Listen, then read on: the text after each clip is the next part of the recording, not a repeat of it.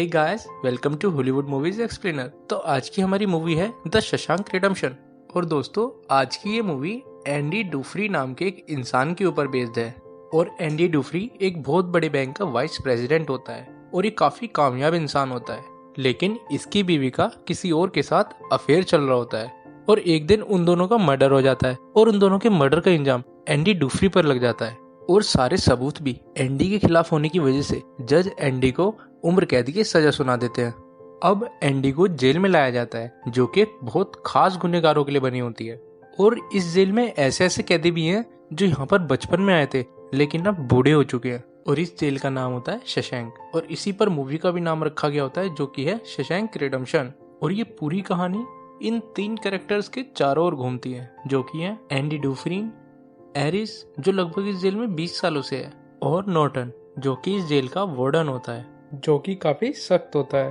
और अगर कोई जेल के नियमों का पालन नहीं करता तो वो उसको इतना पिटवाता है जब तक वो अधमरा नहीं हो जाता। एंडी डूफ्रीन जेल में आने के बाद किसी से ज्यादा बात नहीं करता था, लेकिन एक दिन उसको पता चलता है कि जो एली होता है वो जेल में काफी पुराना कैदी होता है और उसकी जेल में कुछ लोगों से सेटिंग होती है, जिस वजह से वो बाहर से चीजें अंदर के लोगों के लिए मुहैया करा पाता है। यानी अगर बाहर से किसी को किसी चीज की जरूरत होती है तो वो एली से बोलता है और एली उस चीज को प्रोवाइड कराता है। अब एंडी एली से आकर बोलता है कि मुझे एक हथौड़ी चाहिए। एली पूछता है हथौड़ी, उसका तुम क्या करोगे? अब एंडी कहता है कि तुम्हें इससे क्या लेना देना, मैंने तुमसे हथौड़ी मंगाई है, तुम मुझे हथौड़ी ला दो, मैं तुम्हें पैसे दे दूंगा। अब तभी एली कहता है कि अगर तुम टूथब्रश मांगते तो मैं तुमसे कुछ नहीं पूछता, पर तुमने हथौड़ी मांगी है, तुम्हें क्या किसी का सर्वर फोड़ना है क्या? अब एंडी कहता है कि ऐसा कुछ भी नहीं है, यहाँ पे मेरा कोई भी दुश्मन नहीं है। तभी एली कहता है कि चिंता मत करो, बहुत जल्दी बन जाएंगे। और वो तभी उसको 3 आदमी दिखाता है और कहता है उन तीनों की तुम पे बहुत दिनों से नजर है। तभी एंडी बोलता है पर मैं गे नहीं हूँ। अब एली बोलता है कि इससे उन तीनों को कुछ फर्क नहीं पड़ता, वो लोग तो सिर्फ जोर जबरदस्ती करना जानते हैं। अब एली एंडी से बोलता है कि क्या तुम उस हथौड़ी को सुरंग बनाने के लिए तो नहीं मंगा रहे हो? तभी एंडी मुस्कुराता है और कहता है कि जब वो हथौड़ी आएगी तो तुम खुद समझ जाओगे। अब इसके बाद एंडी एली से एक छोटी हथौड़ी मंगाता है और एक एक्ट्रेस का बड़ा सा पोस्टर मंगाता है, जो वो अपनी सेल की दीवार पर लगा देता है। अब यहाँ पर जेल में सब लोग एली को रेड के नाम से बुलाते हैं और जब रेड उस हथौड़ी को खुद देखता है तो वो हंसता है और कहता है कि इस हथौड़ी से तो सुरंग बनाने में तुम्हें 600 साल लग जाएंगे, क्योंकि हथौड़ी का साइज काफी छोटा होता है। अब एंडी रेड से कहता है कि ऐसा कुछ भी नहीं है, दरअसल मुझे पत्थर तराशने का शौक है और मैं पहले भी पत्थर तराशा करता था, पर काफी दिन से यहाँ पे कुछ भी ना करने की वजह से मैं बोर हो रहा था, इसलिए मैंने यहाँ पर ये हथौड़ी मंगाई है।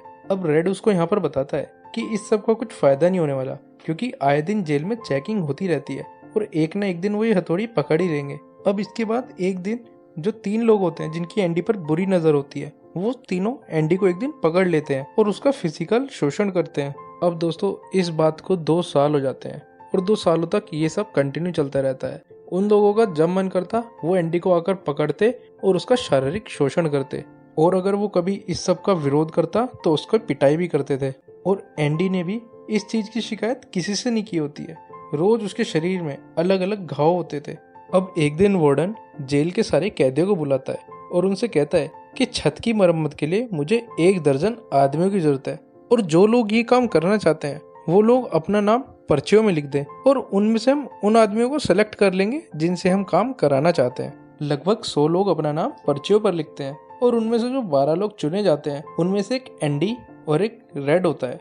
दरअसल रेड ने वहाँ के स्टाफ को अपना और अपने दोस्तों का नाम सेलेक्ट करवाने के लिए फ्री में सिगरेट्स दी होती हैं, और उन सिगरेट्स की रिश्वत की वजह से रेड को और उसके दोस्तों को इस काम के लिए चुना जाता है। और अब जब ये 12 लोग छत पर काम कर रहे होते हैं तभी वहाँ की जो सिक्योरिटी होती है, उनका जो हेड होता है वो काफी स्ट्रिक्ट होता है, जिसका नाम हेडली होता है, और वो काफी परेशान होता है। वो वहाँ पर अपने दोस्तों से कह रहा होता है कि मेरे भाई ने मेरे नाम $30,000 किए हैं, लेकिन इस सब का कुछ फायदा नहीं है क्योंकि सारा का सारा पैसा टैक्स में चला जाएगा। ये सारी बातें एंडी सुन रहा होता है। तभी एंडी उसकी तरफ जाता है और उससे जाकर बोलता है, क्या तुम अपनी बीवी पर विश्वास करते हो? अब ये सुनकर हेडली को काफी गुस्सा आ जाता है। वो एंडी को पकड़ता है और छत के किनारे ले जाता है और उससे कहता है कि तुम्हारी ये हिम्मत, अब मैं तुम्हें यहाँ से फेंक दूंगा।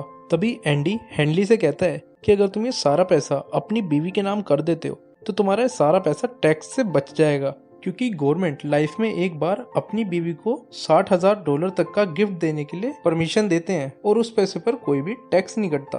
अब इसके बाद एंडी उससे कहता है कि इस सब काम के लिए तुम्हें एक वकील की जरूरत पड़ेगी और वो तुमसे पैसे भी लेगा, लेकिन मैं ये तुम्हारा काम फ्री में कर सकता हूँ। बस इसके बदले में मेरे दोस्तों को 3-3 ठंडी बियर दे देना।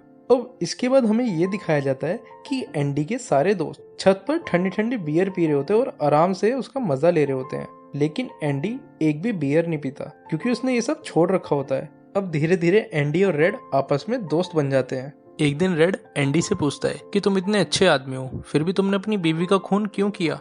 एंडी उसको बताता है कि मैंने अपनी बीवी का खून नहीं किया। अब एंडी रेड से पूछता है लेकिन तुमने क्या किया था? अब रेड उसको बताता है कि मैंने खून किया था, लेकिन हम सब निर्दोष हैं। दरअसल ये इस जेल का एक मजाक होता है, यहाँ पे हर कैदी अपने आप को निर्दोषी कहता है। अब इस मूवी में एक सीन ऐसा आता है जहाँ पे सारे के सारे कैदी मिलकर एक साथ मूवी देख रहे होते हैं, पर एंडी वहाँ से उठकर चला जाता है क्योंकि ये वही मूवी होती है जो उनको बार बार दिखाई जाती है। अब जब एंडी वहाँ से जा रहा होता है तो उसको वही 3 लोग मिलते हैं जो उसका बार बार रेप करते हैं और वो तीनों उसको पकड़ लेते हैं और एंडी को फिल्म रूम में ले जाते हैं और वहाँ का जो वीडियो रील चेंज करने वाला आदमी होता है उसको वहाँ से बाहर भेज देते हैं। अब जब उन तीनों में से एक आदमी एंडी की तरफ आता है तो एंडी वीडियो रील उठाकर उसके सर पे मार देता है। तभी बाकी के 2 जने उसको पकड़ लेते हैं और वो तीसरा बंदा जिसके एंडी ने मारा होता है वो आकर एंडी के मुंह पर एक जोरदार पंच मारता है। अब इसके बाद वो तीनों मिलकर एंडी को बहुत बुरी तरह से मारते हैं, जिसके बाद एंडी ड्यूफ्रिन 1 महीने के लिए हॉस्पिटलाइज हो जाता है और जो उसे मारता है उसे भी 1 हफ्ते के लिए काल कोठरी में डाल दिया जाता है। और जब वो 1 हफ्ते के बाद काल कोठरी से वापस आता है तो वो वाला ऑफिसर जिसका एंडी ने टैक्स बचाया होता है, जिसका नाम हेडली होता है, वो उस आदमी को इतनी बुरी तरह से मारता है कि वो आदमी जिंदगी भर चल भी नहीं पाएगा, यानी वो जिंदगी भर के लिए अपंग हो जाता है। अब इस मूवी का एक बहुत ही इंपॉर्टेंट सीन यहाँ पर दिखाया जाता है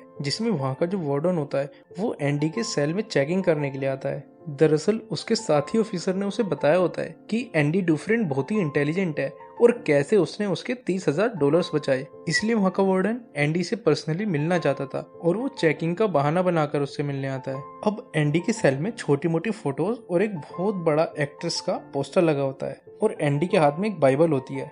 यहाँ का जो वार्डन होता है उसे ईश्वर पे काफी विश्वास होता है और ये बात एंडी जानता था क्योंकि जब भी कोई जेल में आता है तो वार्डन उसको बोलता है कि यहाँ पर कोई भी ईश्वर का अनादर नहीं करेगा। वार्डन उसके हाथ से वो बाइबल ले लेता है और पूछता है कोई फेवरेट लाइन? अब एंडी कहता है कि हमेशा चौकन्ने रहो क्योंकि उसकी नजर हमेशा सब पर रहती है, वो कभी भी कहीं से भी आ सकता है। वार्डन बोलता है मार्क 13:35, मुझे भी लाइन पसंद है पर ये ज्यादा पसंद है, मैं दुनिया का उद्धार करता हूँ, जो कोई भी मेरे पीछे आएगा वो स्वर्ग जाएगा। एंडी बोलता है चैप्टर 8 श्लोक 12। वार्डन बोलता है कि तुम्हें नंबर्स जल्दी याद हो जाते हैं। अब वहाँ की तलाशी हो चुकी होती है और उनको वहाँ पर कुछ भी नहीं मिलता, वो हथौड़ी भी नहीं जो एंडी ने रेड से मंगाई होती है। अब वार्डन की नजर हीरोइन के बड़े पोस्टर पर जाती है। अब वार्डन बोलता है कि मैं ये अप्रूव तो नहीं करता पर कभी कभार अनदेखा किया जा सकता है और इसके बाद वो वार्डन वहाँ से जाने लगता है, पर वो वापस आता है और एंडी को एंडी की बाइबल वापस देता है और कहता है कि मुक्ति इसी में है।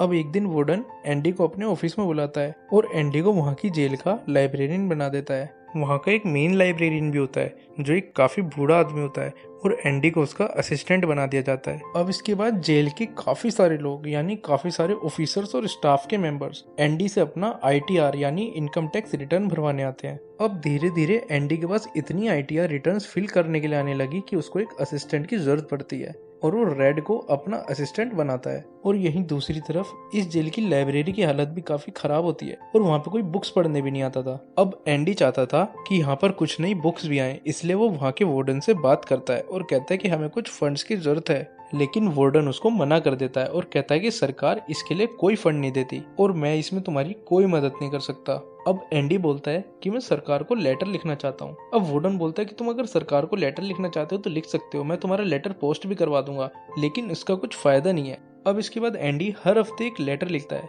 और ये सिलसिला कई महीनों तक चलता रहता है। अब इस मूवी में एक सीन दिखाया जाता है जिसमें वो जो बूढ़ा लाइब्रेरियन होता है उसको जेल से रिहा किया जा रहा होता है, लेकिन वो बूढ़ा आदमी इस चीज से खुश नहीं होता क्योंकि उसने अपनी पूरी जिंदगी जेल में बिता दी होती है और वो इसी जेल को अपना घर समझने लगता है। उसे कुछ भी आइडिया नहीं होता कि बाहर की दुनिया कैसी होगी। यहाँ के सारे कैदी उसकी काफी इज्जत करते थे और वो अब इसी जेल को अपना घर समझने लगा था। इसलिए एक दिन एक आदमी की गर्दन पर चाकू रखकर उसे मारने की कोशिश करता है क्योंकि उसे ये लगता है कि अगर मैं किसी का खून कर दूंगा तो मुझे जेल से रिहा नहीं किया जाएगा। लेकिन जब उस लाइब्रेरियन ने उस आदमी को मारने के लिए पकड़ रखा होता है, तभी वहाँ पर एंडी, रेड और उसका एक दोस्त पहुंच जाता है और वो तीनों मिलकर उस आदमी को बहुत समझाते हैं कि इस आदमी को मत मारो, और वो उस आदमी को छोड़ देते हैं। और वो बूढ़ा आदमी इस जेल से रिहा होकर जा रहा होता है और वो बाहर की दुनिया को ज्यादा दिन तक बर्दाश्त नहीं कर पाता और वो इसलिए रस्सी से लटक कर सुसाइड कर लेता है। अब दूसरी तरफ जेल में हमें ये दिखाया जाता है कि एंडी के लगातार लेटर लिखने की वजह से वो लोग काफी परेशान हो जाते हैं और फाइनली वो एंडी को उसकी लाइब्रेरी के लिए कुछ किताबें देते हैं और $200 भी देते हैं और ये लिखते हैं कि अब हमें प्लीज लेटर्स लिखना बंद कर दो। अब इसके बाद एंडी उस बदबूदार कमरे को, जिसमें सिर्फ कुछ किताबें रखी हुई थी, न्यू इंग्लैंड की जेल्स की सबसे बेस्ट लाइब्रेरी बना देता है। अब यहाँ पर काफी सारे लोग किताबें पढ़ने के लिए आने लगते हैं और वहाँ पर उनको म्यूजिक सुनने के लिए भी मिलता है।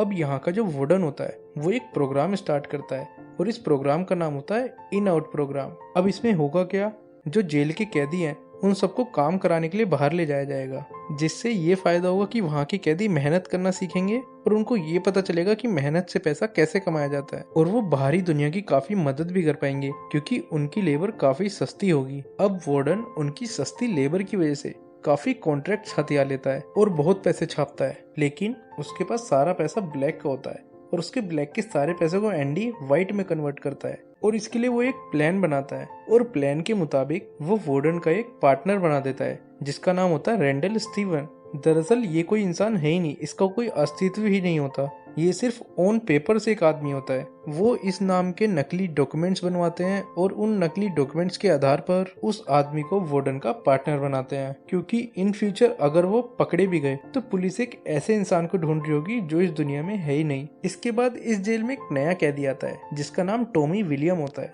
वो एक चोर होता है और वो आज तक कई जेलों में जा चुका है। टॉमी काफी यंग होता है और उसको पता चलता है कि एंडी ने काफी लोगों की मदद की होती है, तो वो एंडी के पास जाता है और कहता है कि मैं अपनी हाई स्कूल की पढ़ाई पूरी करना चाहता हूँ, क्योंकि टॉमी की एक बीवी भी होती है और एक बेटी भी होती है, तो इस वजह से शायद वो सुधरना चाहता है। और अब एंडी भी उसकी बात मान जाता है और वो टॉमी को पढ़ाना शुरू करता है। एक दिन टॉमी रेड से पूछता है कि एंडी इस जेल में क्या कर रहा है, वो तो काफी इंटेलिजेंट है। तो रेड उसको बताता है कि एंडी ने अपनी बीवी और उसके लवर का खून किया है और वो एक बैंकर है। इसके बाद टॉमी बिल्कुल शांत हो जाता है और वो कुछ सोचने लगता है। अब इसके बाद एक सीन में हमें दिखाया जाता है कि टॉमी एंडी और रेड को एक बात बताता है और कहता है कि ये बात आज से 4 साल पुरानी है। मैं एक जेल में था, वहाँ पर एक नया कैदी आया था और उसने मुझे बताया कि एक बार मैं चोरी कर रहा था और चोरी के दौरान वहाँ का जो ओनर था, यानी उस घर का जो मालिक था, वो जाग गया और मुझे मारने लगा। इसके बाद मैंने पिस्टल निकाली और उसे और उसकी गर्लफ्रेंड को मार दिया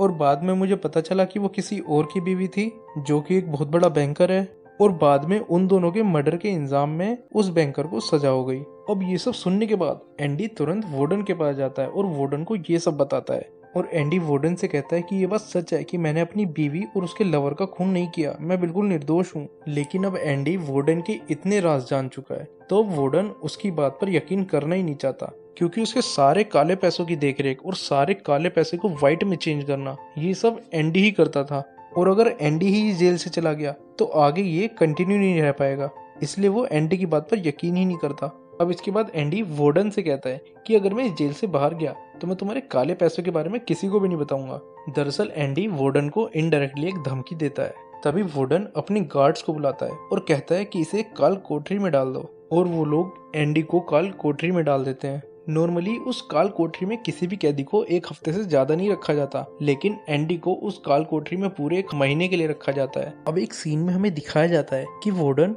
एक रात टॉमी को अकेले में बुलाता है और प्यार से बोलता है कि मैं जो भी तुमसे पूछूंगा तुम मुझे उसका सही सही जवाब देना। अब टॉमी कहता है जी सर, आप मुझसे जो भी पूछेंगे मैं आपको उसका सही सही जवाब दूंगा। अब वार्डन टॉमी से पूछता है क्या जो बात तुमने एंडी को बताई वो सब सच है? टॉमी कहता है हाँ। अब वार्डन उससे बोलता है अगर ये सब तुम्हें अदालत में पवित्र किताब के ऊपर हाथ रखकर बोलना पड़े तो क्या तुम बोलोगे? टॉमी कहता है हाँ मैं जरूर बोलूंगा। अब वार्डन बोलता है बस मैं यही जानना चाहता था और उसके बाद वार्डन वहाँ से चला जाता है और अब इसके बाद वार्डन के आदमी टॉमी को गोली मार देते हैं और टॉमी मर जाता है। अब इसके बाद वार्डन एंडी के पास जाता है और एंडी से कहता है कि टॉमी ने भागने की कोशिश की थी इसलिए हेडली ने उसे गोली मार दी, लेकिन एंडी ड्यूफ्रिन जानता है कि वार्डन उससे झूठ बोल रहा है और उसने टॉमी को जानबूझकर मरवाया है। अब एंडी वार्डन से बोलता है कि मैं तुम्हारा काम अब से नहीं करूंगा और तुम अपना काम करने के लिए किसी और को ढूंढ लो। वार्डन बोलता है कि ये काम तो तुम्हें ही करना पड़ेगा, वरना इस जेल में मैं तुम्हारा जीना हराम कर दूंगा। अब इसके बाद एंडी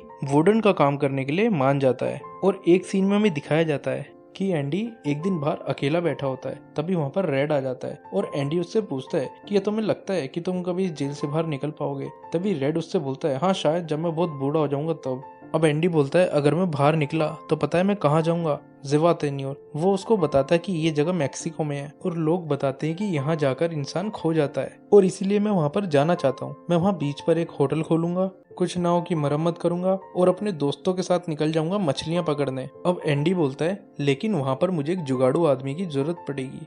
अब रेड बोलता है कि मुझे नहीं लगता कि मैं बाहर की दुनिया में जी पाऊंगा। मैंने अपनी पूरी जिंदगी इन 4 दीवारों के अंदर बिताई है और अब बाहर की दुनिया मेरे लिए बिल्कुल अलग है और मैं ये भी नहीं चाहता कि मैं यहाँ से बाहर जाऊं। और इसके बाद रेड एंडी को समझाता है कि तुम असली दुनिया में आओ, मैक्सिको यहाँ से बहुत दूर है और हमारी असली जिंदगी ये जेल है। अब एंडी बोलता है हाँ शायद तुम सच बोल रहे हो, शायद यही मेरी सच्चाई है और अब मेरे पास सिर्फ 2 ही रास्ते हैं, या तो मैं घुट घुट के जीऊं या फिर मर जाऊं। और अब दोस्तों इस जेल में एंडी को भी लगभग 19-20 साल हो गए होते हैं और अब एंडी वहां से जा रहा होता है और तभी रेड से बोलता है कि क्या तुम मेरा एक काम करोगे। रेड बोलता है हाँ। तभी एंडी उससे कहता है कि बक्सटन के पास एक बहुत बड़ा मैदान है, पता है तुम्हें। रेड कहता है कि वहां तो बहुत सारे मैदान है। एंडी बोलता है कि एक खास मैदान है जिस पर एक पत्थर की दीवार है और उस दीवार के उत्तर में एक पेड़ लगा हुआ है। अब एंडी डुफ्रेन उससे बोलता है कि तुम मुझसे वादा करो कि अगर तुम यहाँ से कभी बाहर निकले तो उस मैदान और उस दीवार को ढूंढोगे और उस दीवार पर एक खास काले रंग का पत्थर है जो तुम्हें दूर से ही दिख जाएगा। उस पत्थर के नीचे कुछ गड़ा हुआ है, उसे तुम अपने पास रख लेना। तभी रेड पूछता है कि क्या गड़ा हुआ है। एंडी बोलता है कि उसके लिए तुम्हें वहां पर जाना पड़ेगा और इसके बाद एंडी वहां से चला जाता है। अब जब सब खाना खा रहे होते हैं तो रेड बोलता है कि मुझे एंडी की बहुत फिक्र हो रही है। तभी एक आदमी बोलता है कि आज मेरे पास एंडी आया था और उसने मेरे से एक रस्सी मांगी थी और मैंने उसको दे दी। सब उससे बोलते हैं कि ये तुमने क्या किया। अब उनको ये लगने लगता है कि एंडी आज रात अपने आप को फांसी लगा लेगा। वहीं दूसरी तरफ एंडी वार्डन का काम कर रहा होता है और वो वार्डन का काम खत्म करके उसके सारे अकाउंट्स के डॉक्यूमेंट्स एक खास तिजोरी में रखता था। अब वो सारे डॉक्यूमेंट्स उस खास तिजोरी में रख देता है। इसके बाद वार्डन उससे बोलता है कि मेरे कपड़े इस्त्री के लिए दे देना और मेरे जूते आईने की तरह चमका देना और ये कहकर वार्डन वहां से चला जाता है। इसके बाद रात को जब सब अपने अपने सेल्स में चले जाते हैं, अब रेड काफी परेशान हो जाता है क्योंकि उसे लगता है कि शायद एंडी आज अपने आप को कुछ कर लेगा। अब सुबह होती है और सबके सेल्स के दरवाजे खुलते हैं और सब बाहर आते हैं। अब रेड एंडी के दरवाजे की तरफ देखता है लेकिन एंडी बाहर नहीं आता।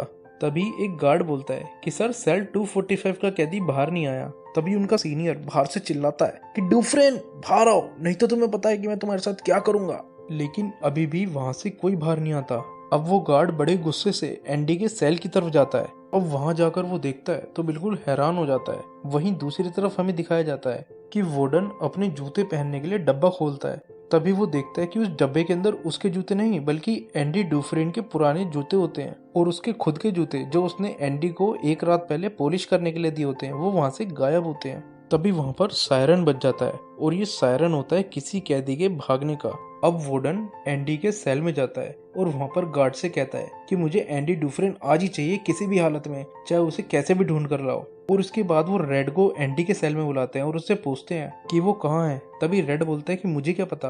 अब वार्डन बोलता है क्या वो कोई भूत था जो गायब हो गया और पीछे छोड़ गया कंकड़ पत्थर और दीवार पर लगी है अधरंगी तस्वीर।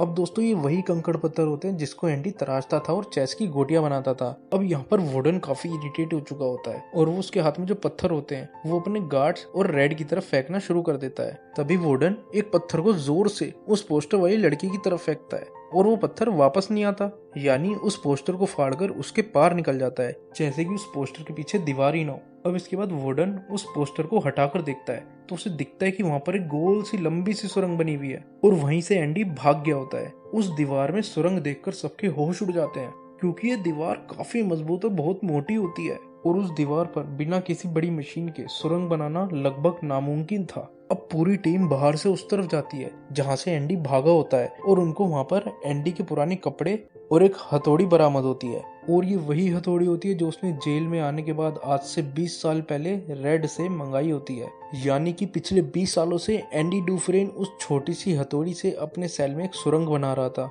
और इस सुरंग को बनाने में एंडी को पूरे 20 साल लग गए होते हैं। जब एंडी जेल में था और उसने आखिरी बार वार्डन के लिए काम किया होता है, तो उसके सारे काले कारनामों के डॉक्यूमेंट्स अपने साथ रख लेता है और उनके बदले अपनी बाइबल वहां पर रख देता है, और ये बात वार्डन को पता नहीं चलती। और इसके साथ साथ जब उसी रात वार्डन उसे अपने कपड़े प्रेस करने के लिए देता है, तो वो उन कपड़ों को अपने कपड़ों के नीचे पहन लेता है और वार्डन के जूते पहनकर वहां से निकल जाता है। और जब रात को सारी लाइट्स बंद हो जाती हैं, तो अपनी सुरंग से जेल को तोड़कर निकल जाता है। अब जब एंडी उस जेल से बाहर निकल रहा होता है, तभी उसको सुरंग में एक पाइप दिखता है जिससे होकर उसको बाहर निकलना पड़ता है, और वो पाइप पूरे 5 फुटबॉल ग्राउंड जितना लंबा होता है। वहां से निकलने के बाद एंडी अच्छी तरह से नहाता है, वार्डन के साफ कपड़े और जूते पहनता है, और अगली सुबह उन सभी बैंकों में जाता है जहां पर वार्डन ने अपना सारा पैसा जमा करा रखा है। और वार्डन ने जो बैंकों में अपना सारा पैसा जमा करवाया है, वो किसी ऐसे आदमी के नाम पर जमा करवाया जो इस दुनिया में है ही नहीं। जैसे कि हम आपको पहले भी बता चुके हैं कि ये सब एंडी डुफ्रेन का प्लान था, क्योंकि ये सारा पैसा ऐसे आदमी के नाम पर जमा करवा दिया जाए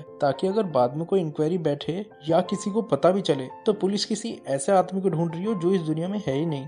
उस आदमी के सारे सिग्नेचर जेल से एंडी डुफ्रेन खुद ही करता था, और उसके पास उस आदमी के नाम के सारे डॉक्यूमेंट्स भी होते हैं, इसलिए वो सभी बैंक्स में जाकर उस आदमी के नाम से सारा पैसा निकाल लेता है। और इसके साथ साथ वो जो अपने साथ वार्डन के काले कारनामों की किताब लाया होता है, यानी अकाउंट्स के डॉक्यूमेंट्स लाया होता है, एंडी उन सभी डॉक्यूमेंट्स को एक प्रेस को पहुंचा देता है, और सुबह के अखबारों में वार्डन के खिलाफ सारी खबरें छप जाती हैं। और जब वार्डन वो अखबार देखता है, तो वो अपनी तिजोरी खोलता है और देखता है कि वहां से उसके सारे डॉक्यूमेंट्स गायब होते हैं, और उन डॉक्यूमेंट्स की जगह एंडी की बाइबल रखी होती है। अब वार्डन उस बाइबल को खोलता है और देखता है उसके पहले ही पन्ने पर एंडी ने लिखा होता है, dear warden, you were right, salvation lay within Andy Dufresne. यानी डियर वार्डन, तुम सही थे, मुक्ति इसी में है। और वो इसके नीचे अपना नाम लिखता है, एंडी डुफ्रेन। और ये वही बाइबल होती है जो आज से 20 साल पहले वार्डन ने एंडी के हाथ में देखी होती है, और वार्डन ने एंडी को बोला होता है कि इसी में मुक्ति है। अब जब वार्डन उस बाइबल को पूरा खोलता है,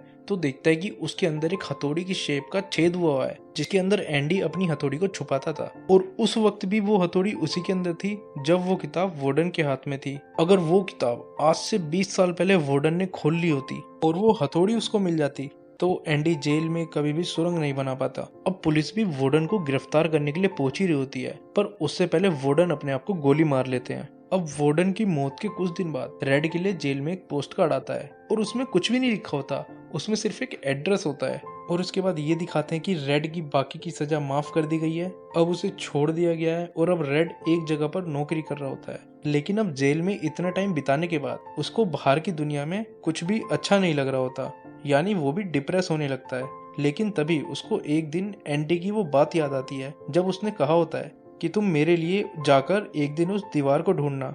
और अब रेड उसी पार्क की तरफ चला जाता है, और वहां पर वो जाकर देखता है कि एक लंबी सी दीवार होती है, और वहां पर एक काला पत्थर होता है। तभी वो वहां पर नीचे देखता है कि उस पत्थर के नीचे एक बॉक्स रखा होता है, और उस बॉक्स के अंदर एक एनवेलप रखा होता है जिसके अंदर एक चिट्ठी होती है जो कि एंडी ने रेड के लिए लिखी होती है। और उस चिट्ठी में लिखा होता है, क्या तुम्हें उस जगह का नाम याद है जो मैंने तुम्हें बताई थी? तभी रेड मुंह से बोलता है, हाँ, ज़वेतन्योर। उस चिट्ठी में आगे ये लिखा होता है कि मैं तुम्हारा वहां पर इंतजार कर रहा हूँ, मुझे एक अच्छे आदमी की जरूरत है और तुम आ जाओ। इसके बाद रेड उस जगह के लिए निकल जाता है, और जब वो उस जगह पर पहुंचता है तो देखता है कि एंडी एक नाव की मरम्मत कर रहा होता है, और एंडी भी उसको देखकर काफी खुश हो जाता है। और दोस्तों, इसी के साथ ये मूवी खत्म हो जाती है। दोस्तों, अगर आपने ये मूवी अभी तक नहीं देखी तो मैं आपको रिकमेंड करूंगा कि एक बार इस मूवी को जरूर देखें। हमारी आज की इस वीडियो को लाइक और शेयर जरूर कीजिएगा, और हमारे चैनल को सब्सक्राइब कर बेल आइकन जरूर दबाएं, ताकि हमारी आने वाली लेटेस्ट वीडियोस का नोटिफिकेशन आपको अपने मोबाइल पर मिल जाए। थैंक यू दोस्तों, मिलते हैं आपसे नेक्स्ट वीडियो में।